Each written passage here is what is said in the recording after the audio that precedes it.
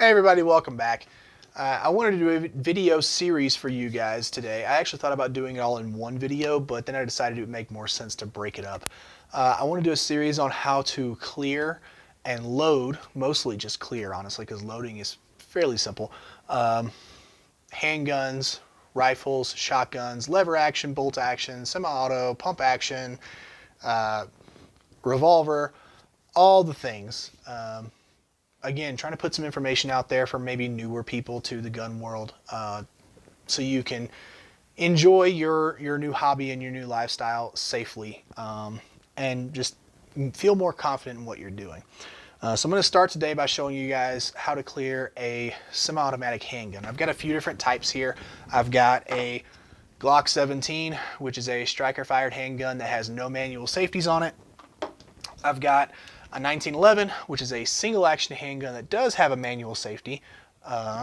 And I've got a Beretta 92A1, so double single action with a manual safety. Now, let's talk about how to clear these guns out. Now, they're all loaded-ish.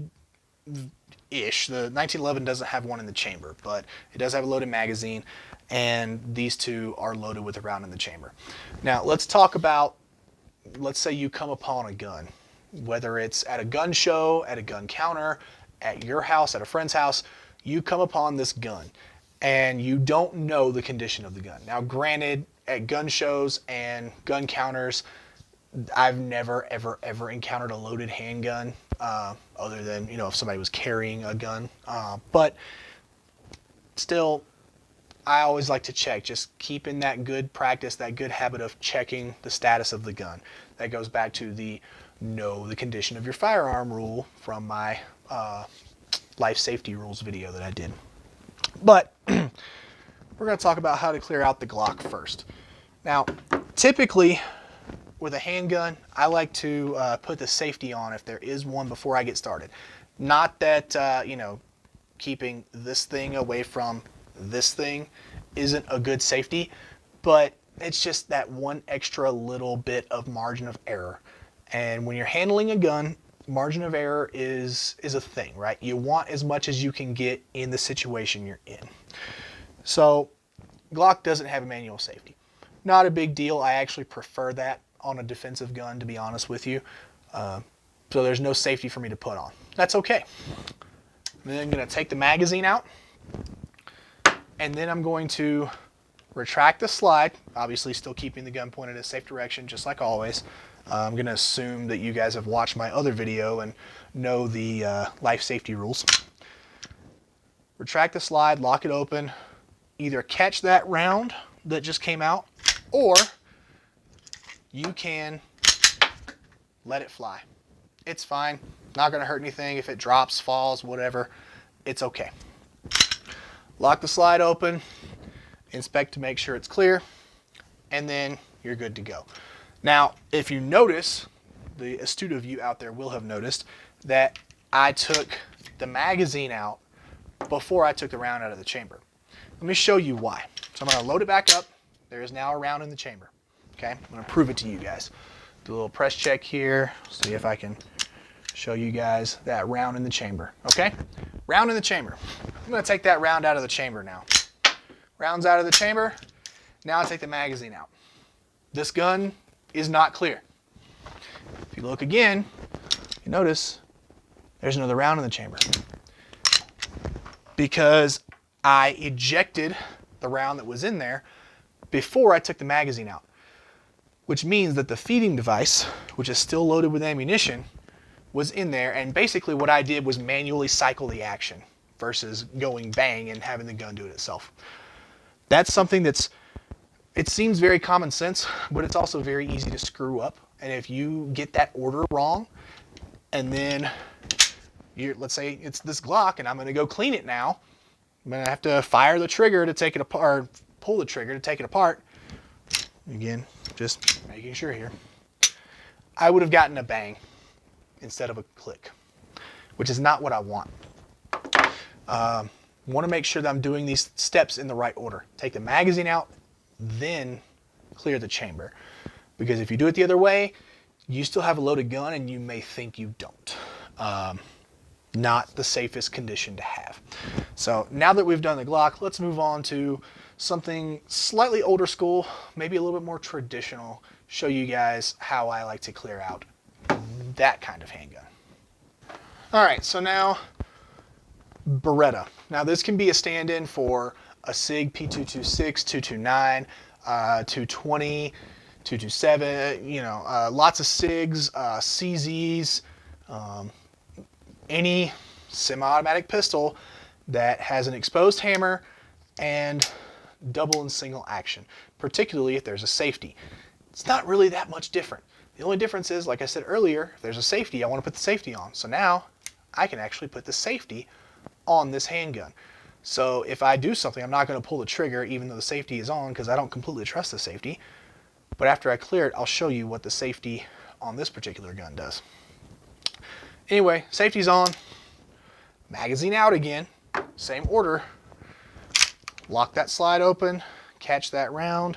I just like to do that because it's more convenient than chasing the thing down and, oh, it went into the couch and I got to grab it. Or it's just easier, but if you don't feel comfortable manipulating the gun and catching the round and doing all these things, then just let it go. Find it. It's way safer if you don't feel comfortable doing all this, keeping it pointed in a safe direction.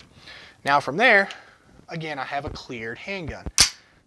So watch what happens when I pull the trigger. Now the safety's on. Nothing. Not a damn thing. Versus if the safety's off, again, gun is clear.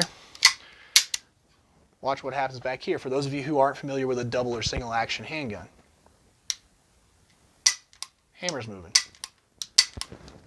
So that safety disconnects the trigger from the hammer and makes it just that much safer to clear the gun out while the safety's on. But like I said, I prefer a defensive handgun not to have safeties on it. That's another conversation. If you guys are interested in that conversation, let me know. I'll make a video about it. The long and short of it, I'll give you a preview, is that safety can be turned on when you don't want it on. Or if you do want it on, that's another step in training that you have to remember, and you have to actually be able to, in the heat of the moment with stress and adrenaline and everything going on, disengage that safety maybe from an awkward position before you can use your gun. For me, I want to be able to grab gun out of holster, aim at target, bang, bang, bang, target, no threat no more, back in holster. That was my impression of a caveman. Probably not the best you've ever heard, but that's okay.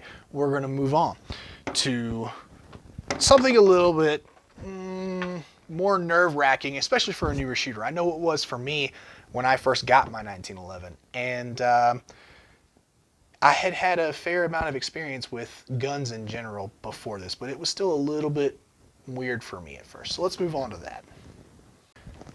All right, so here's my 1911. I did go ahead and chamber around, and as you can see, the hammer is back. The safety is on. Now it's off. Now it's on. Now, with 1911, it's single action only, meaning if the hammer is forward, like it is right now on this Beretta, it's not going to do anything if I pull the trigger. It can't. It mechanically cannot work that way. That particular gun, the 1911, and any other single action only handgun, that's just how they work. Now, if I want to clear this out, I can follow the steps. The safety's already on this one, so that's good, because this is how you would carry a 1911 if you don't know. There's different schools of thought on that too. We're not getting into that. I would carry it cocked and locked, meaning hammer is cocked, there is a round in the chamber, the safety is on this gun. So I can go ahead and take the magazine out. Cool. No more magazine. Now I have to clear the round in the chamber. It won't work. The slide will not move. That is because the safety's on. Let me go ahead and clear it out and I'll show you guys. So now I've got the round out of the chamber. And if you look back here at the slide, you'll see that notch that's cut right there. That notch is where the safety goes up when it's turned on, and it actually physically prevents the slide from moving when the safety is on. So for this one, when you load it, And when you unload it,